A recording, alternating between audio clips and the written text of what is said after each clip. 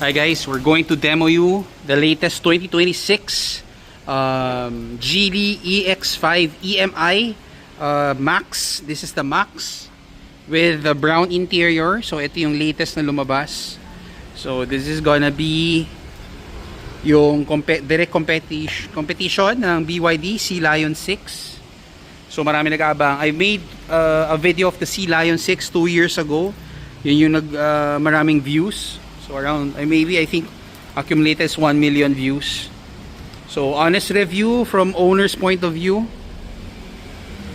Ito yung pinakabago. So we bought this first batch of the brown interior for the Max. Ito yung top of the line nila. Ito yung pinakabagong labas. So quick walkthrough. Unpaid to so hindi siya sponsored. So bibigay ko sa inyo yung review of having this car. So far, I had this car for a couple of days. Na-drive ko na rin siya. Ito, pakita ko lang muna sa inyo. So far, maganda yung itsura niya. Very, futuristic. More of, kamukha siya ng, Porsche Macan. So, ito yung parang Porsche Macan na look. Yung BYD, kamukha naman siya ng, ng Urus. So ito parang Porsche Macan. So same siya. So sa labas nito all white. Then pag Max it runs on 19-inch with Goodyear tires. Tapos naka glass roof rin siya. Marami siyang features. The price for this unit as of making of this video is 1.468. So 1.468. Yan. Keyless siya. So kung nakita nyo umiilaw siya kasi yung susi na sa akin. Pag lumalapit nag-automatic nag-open. Pag lumalayo ka nag-automatic siya nag-close. So far driving this okay naman siya. We'll make a walkthrough for this yung mga gustong bumili. So ito yung honest review, owner's point of view. Mabakita ko sa inyo So hanggat detailed na kaya ko ibigay. Unpaid to so hindi to sponsored. So sasabihin ko kung ano yung nafe-feel ko dun sa auto. Same dun sa BYD na ni-review namin 2 years ago. This is the brown interior. So ito nagustuhan ko to. Actually inantay ko to. So lumabas to around February or March. Then I ordered this. Inantay ko talaga siya. Maganda yung loob niya. Soft materials.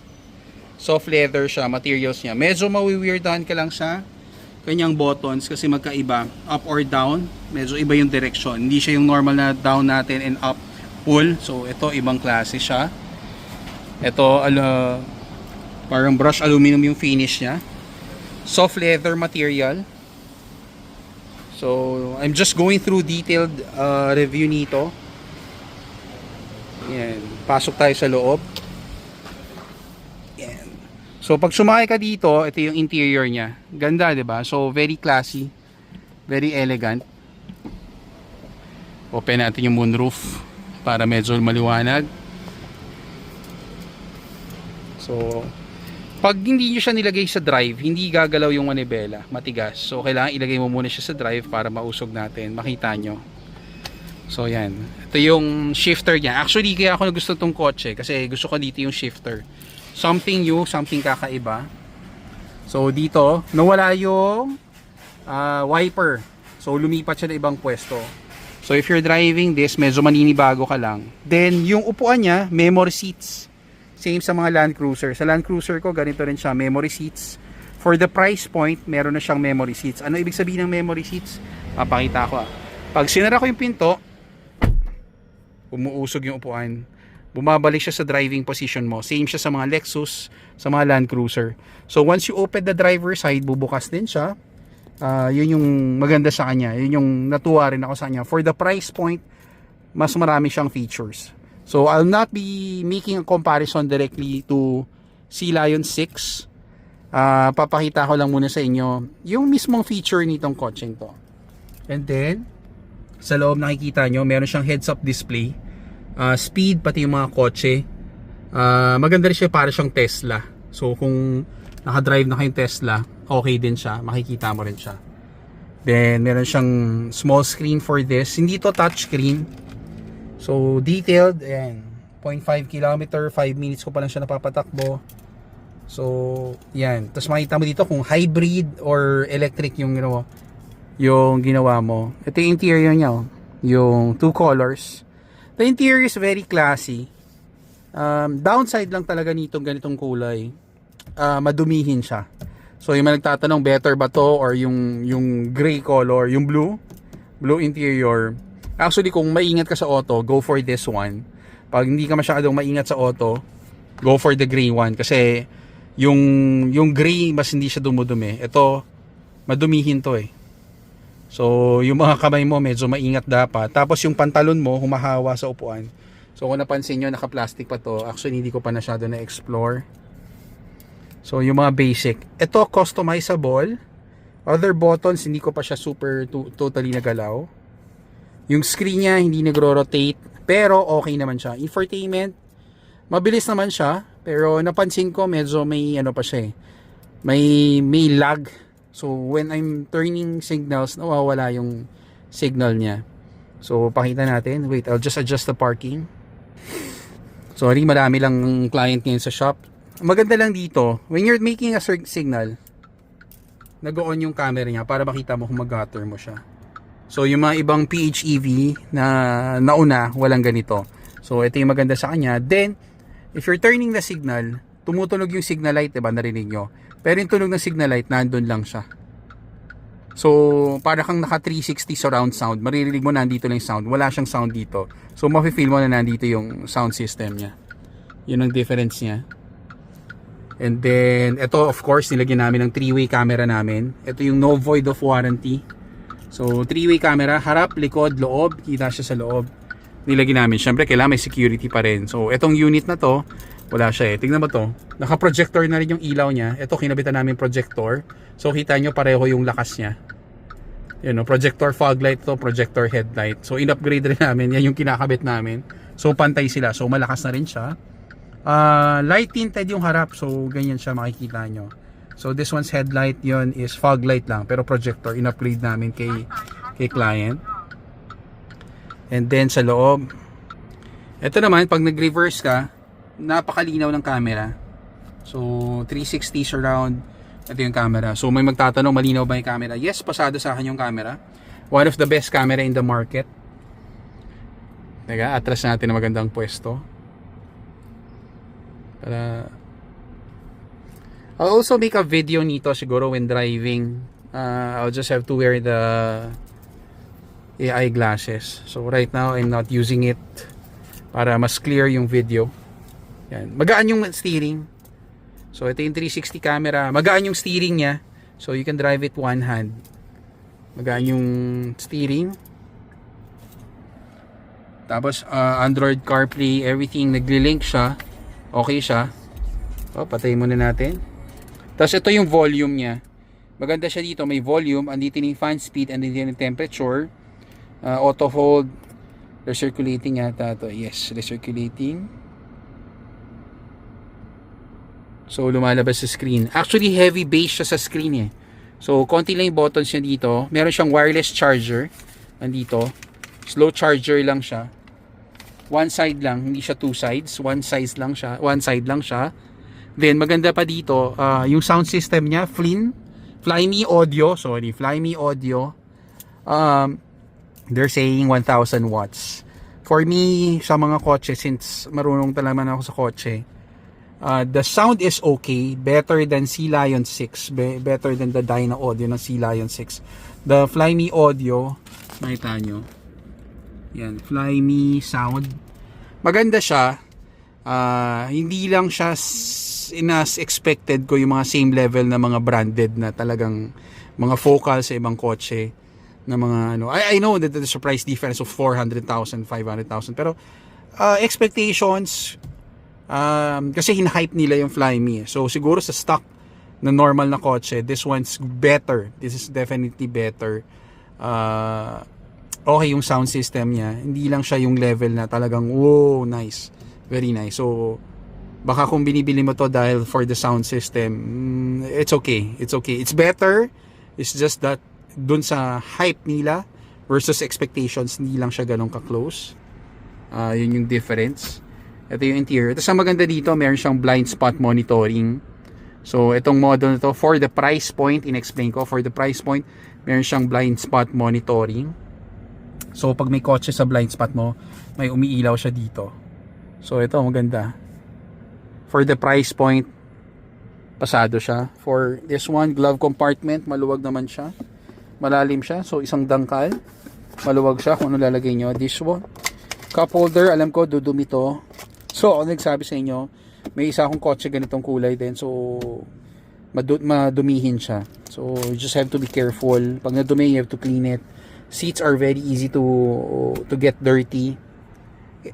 Seats have ventilated aircon. So very useful siya sa Pilipinas ngayon. Kung napansin nyo, fully tinted yung kotse. So fully tinted na yung unit. Pati moonroof ko, naka fully tinted na rin siya. Malaki rin yung panoramic roof niya. So driving, malambot siya, magaan siya, powerful, andun pa, hindi lang siya yung parang galit. Yung BYD medyo mas galit siya tumakbo. Pag tinapakan mo, mas ma-feel mo agad yung power. Ito medyo smooth siya. So parang may technology yata siya na pag when you stop it, hindi siya kagad nagdidip. Parang may control pa siya. Then ito yung interior niya. This is only an alternative. Yan, pag bumukas ka ng pinto, mag-a-adjust yan. Pakita ko sa inyo. Then second row, ito yung second row niya. Actually nagustuhan ko to, maluwag eh. Dun sa video kasi nila lumalabas na itong seats na to in-incline nila, inatras nila, kaya na feel kong maluwag. Pasok tayo. So sa likod meron siyang dalawang aircon vent, hindi maghahati yung person. Type C, Type A charging port. I think lalagyan niya tayo ng cellphone. So pag sina-charge mo, yan, lalagyan mo siya. Malamig yung aircon. Number 5 ko nilalagay yung fan. So I've mentioned before, yung mga China cars, base siya, mataas yung fan niya. So yung number 5 yung fan nito, parang number 3 lang sa mga Toyota natin. So ito yung interior. Brown interior, white outside. Ito yung overall look. So please, I'm making this review unpaid, owner's point of view, yung mga gustong bumili. So I'm giving you honest opinion. So far okay naman yung kotse. Expectations for the price of 1.4, nami-meet naman niya. So ito yung legroom niya. I'm 5'8". That's not my driving position kasi when you open it, umaatras siya sagad. So ito yon. So maluwag siya. So pang mga bata, maluwag siya. The seats are very comfortable. Na-adjust to, 60-40. And ito, na-adjust pa ng konti pa atras. So, deal breaker sa akin pag hindi na-adjust yung likod. Kasi minsan umuupo ako sa likod. Ito, tinted na rin to. So, kahit mataas ang araw, ito yung interior niya. Yan. So far, marami siyang tech compare sa BYD. It has its own lead. And then, battery nito is 18.2. Ang kilometer nito, base sa reading niya, 105 yung reading niya. Then, parang 1,000 kilometer. I think the BYD can run more further. But, this is an alternative eh. Kung ayaw mo na ng BYD, ito yung nare-recommend namin bilhin mo for the price point. It was built, is cheaper. Pero syempre, as Geely, something to prove pa right now with the service. Pero same naman, kasi binili ko yung BYD, first batch din. So, sinugal ko rin. Then, itong Geely, sugal din to. So, check nyo kung anong gusto nyo. Feel the car, drive the car, kung ano yung mas gusto nyo. Ang maganda lang dito, yung mga kulang sa BYD, meron siya. Pero syempre, BYD na una na siya. So, na-address na niya yung issue. No, I have to unlock pa or form the key. Ito, maganda lang dito, may fast charger na siya, which is ang mga PHEV naman, hindi naman talaga siya design na sa labas mo i-charge. I'll show you the trunk. So para siyang Porsche Macan. So very familiar ako sa auto. Kasama na to with the car, naka-plastic pa. Sorry, naka-plastic pa. Ito yung trunk space. Very decent para sa mga bata, gamit ng bata or gamit sa office or kung basic grocery. Okay na tong kotse. Ayos naman siya, hindi siya mataas or anything. Maganda yung kanyang space. So basically, ito yon. Ito yung gas niya. Yung gas niya electronic pa sa loob. Hindi siya yung parang unlock mo bubukas na. Meron siyang, ito pala yung kuryente. So yung gas yung sa kabila. So AC DC. So meron siyang fast charging. So yung mga PHEV talaga, as I explained, hindi talaga siya designed para sa charging sa labas. Pero kung gusto mo i-charge sa labas, pwede mo siyang i-charge sa labas. Fast charger. Parang 20 minutes yata, 30 to 80. Please correct me. Hindi ako masyado maselan sa oras regarding that. Design talaga ang mga PHEV sa bahay mo siya i-charge. And speaking of that, naka-plastic pa. Hindi pa namin ginagalaw. So, yung mga client namin, when they ask me, they send me a message regarding the car. Guys, ang advice ko sa inyo, buy only PHEV if meron kang charger sa bahay. Kung nagre-rent ka sa condo or nagre-rent ka ng bahay, hindi ko nire-recommend ang PHEV. You need a charger to maximize the house, to maximize the car. Kung condo ka or nagre-rent ka ng bahay, buy the HEV. Buy kayo ng kotseng HEV, mas practical. PHEV is designed na dapat nagcha-charge ka sa bahay mo. Kung wala kang charger or no access, get the HEV. Hindi PHEV ang right one for you. So maganda talaga to pag may charger ka lang sa bahay. So far, I'll still keep to my advice. Buy only a China car. Kung meron kang ibang extra Japanese car, 'di ba? Kung may iba ka pang Japanese car, buy it. Pero kung primary car mo, hindi ko pa rin nire-recommend kasi parts nito hindi pa rin siya parang Toyota na within 3-4 days, 1 week magkakaroon. Still takes time. So, yan. This is owner's review. Initial lang muna. We'll make one more maybe two or three more videos. As soon as I get to know this. If tatanungin niyo ako, sulit ba bilhin? Yes, sulit yung bilhin.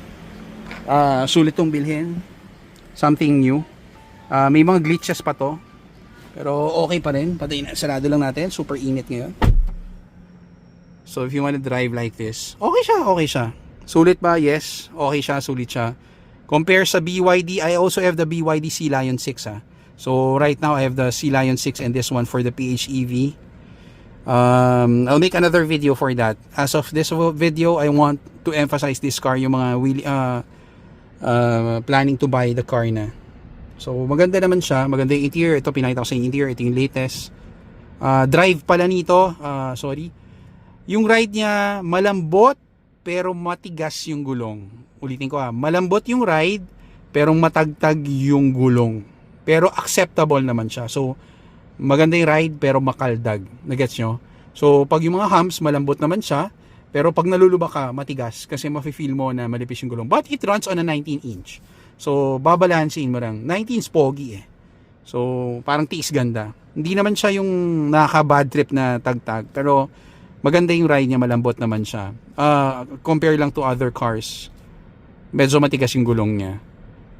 Power wise, andun naman yung power, but I've said parang mas na-feel ko yung BYD ko is yung pag nagmamadali kapag tinapakan mo galit na galit. So for me that's for my BYD. Siyempre I can compare it directly.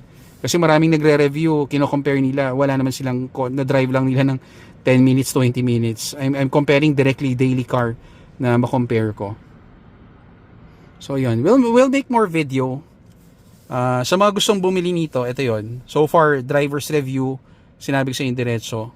Ito pala, hindi sinasabi sa inyo ng mga nagre-review nito. Issue nito na medyo deal breaker Issue nito, deal breaker. Wala siyang power on, wala siyang power off. Literally, walang on-off yung kotse. Yun ang problema dito.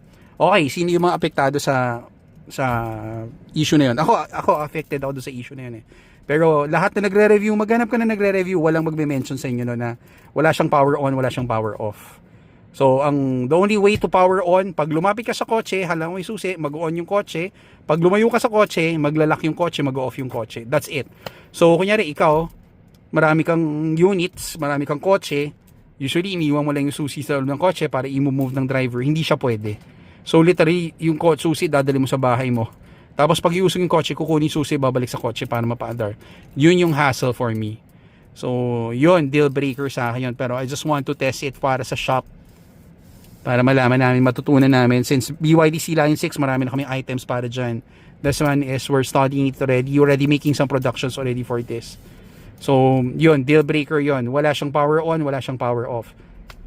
So, car wash. Pag nagka-car wash ka, dadaan ka pa dito sa radio. Marami eh. You have to go through these features eh. Marami pa siya. I will make another video for that. Para hindi masyadong overwhelmed dun sa data. So, we'll make another video for that. Vehicle setup, yan, energy. So, lahat yan, adjustable. Base talaga siya sa computer sa gitna. So, energy niya. Yan, ito pa yung charge niya. Ito pa yung gasolina. Bali, hindi ko pa nagagas simula nang nabili ko yung kotse. Hindi ko pa nagagas. Pero abot pa naman siya. But I have a charger. So, no issues. Power on, power off, wala siya. So, kunyari, alam mo yun, talagang bit-bit mo yung susi. Pag nag-car wash ka, umaandar yung kotse. So, may button yan tuturo sa inyo sa na mga ibang boys. May button yan power para ma-off yung ibang system. Pero iba, naka-on pa rin siya. So, wala siyang power on, wala siyang power off. Other features ng mga high-tech nito, explain ko on my next video. Para makita nyo lang. This is only review para sa mga owners na gustong bumili. I hope you like your video. Please send a message sa baba kung anong question nyo. I'll try my best to answer all. Kasi marami rin kaming ginagawa sa shop. So, I'll try my best to answer your questions. Thank you!